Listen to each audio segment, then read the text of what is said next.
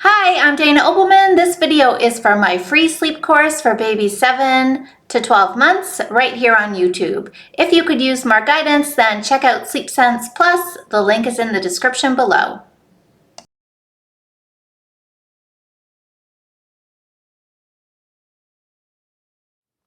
Good morning. Welcome back. I hope you had a great night 8. One thing that may be showing up for you, and this is really common, is early morning wake-ups. So your little baby is now sleeping for a good 10 hours a night, 9 or 10 hours, but she's kind of stuck in that 4:30, 5 o'clock wake up. That is so common.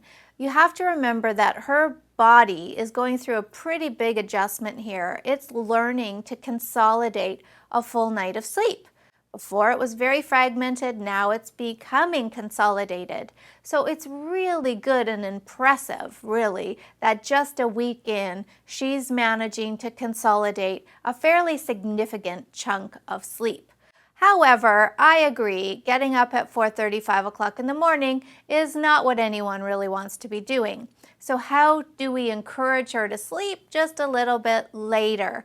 Well, the first good piece of good news is that this is just a matter of time.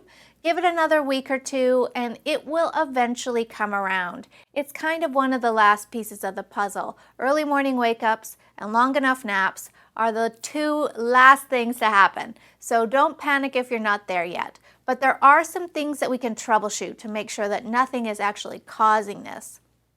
One would be noise. Any kind of environmental noise that's showing up. Now, this piece of our nighttime sleep for all of us tends to be a little REM heavy. We do a lot of our REM sleep in those early morning hours, and REM sleep is really light. So anything could potentially wake her. The furnace cutting in, the birds chirping outside, somebody getting up for work, the garbage trucks going by, any of these things, changes in the environment, will stimulate a wake up. And because she's had 10 hours of sleep, she's feeling pretty darn good. She's ready to start the day. But nobody wants to start the day then.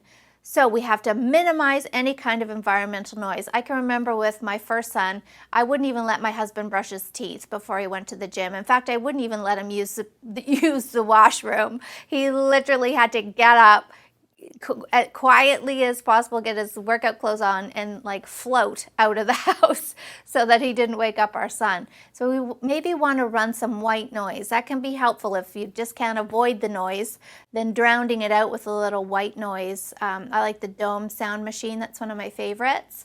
And that could help. The next thing is sunlight.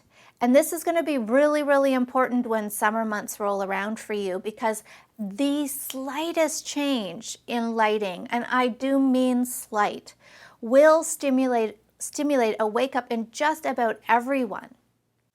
The good news for us is that we look at the clock and realize it's only 5 in the morning and go back to sleep, but a baby can't do that. And again, because she's had the majority of her night, she's feeling pretty good and raring to go. So we have to keep that sunlight out. Blackout blinds, garbage bags, black curtains, I don't care what you do. You can even stick them with tape to the wall so that no light peeks in around the edges. That's going to definitely help. The next thing that can cause a problem is if you're still giving a feed at that time.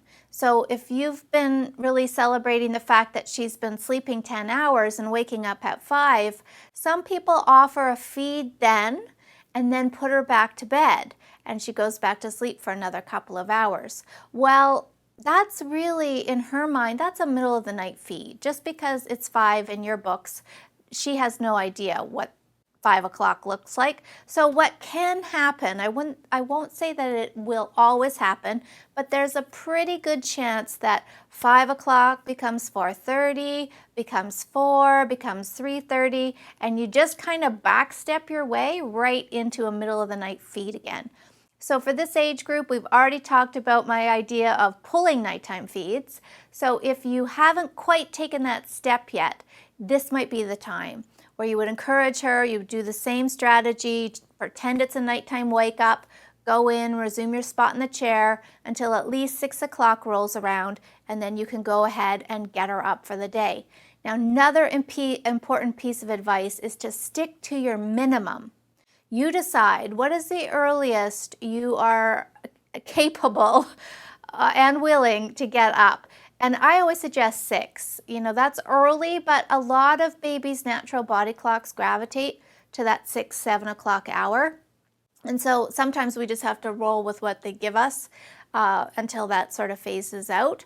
So 6 is your minimum. So if she's up at 5, that's a nighttime wake up, and you're going to handle it the same as you would as if it were 3 o'clock in the morning, with your going in and staying in the room. If she's still awake at 6 and it doesn't really sound like she's even thinking about going back to sleep, then you can go ahead and get her up, take her out of the bedroom, start your day with her, offer the first feed, keep her awake until as close to first nap time as you can possibly get. And that should weed it out. Some people ask me, is there any chance we could have a later wake up time? And by later, they usually mean 8 or 9 o'clock. And I always tell people, you know what, it's worth a try. If you want to do an 8 p.m. bedtime and an 8 o'clock wake up time, or a 9 p.m. bedtime and a 9 o'clock wake up time, give it a try. I can't promise it's going to work. In fact, I can almost promise it won't, but for some babies it does. I have a lot of people email me and say, we've got a great 8 to 8 schedule or 9 to 9. It's working great. And I say, congratulations, because that's fairly rare.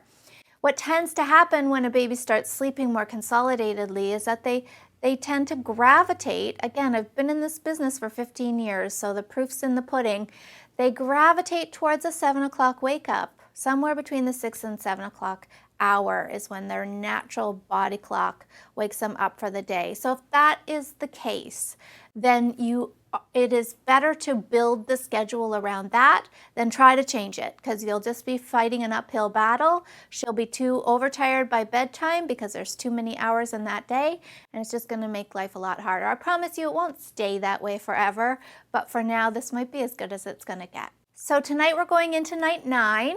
No change. We're going to stay by the door. Tomorrow we make our big transition out of the room. But tonight, one more night at the door. Have a good night. See you tomorrow.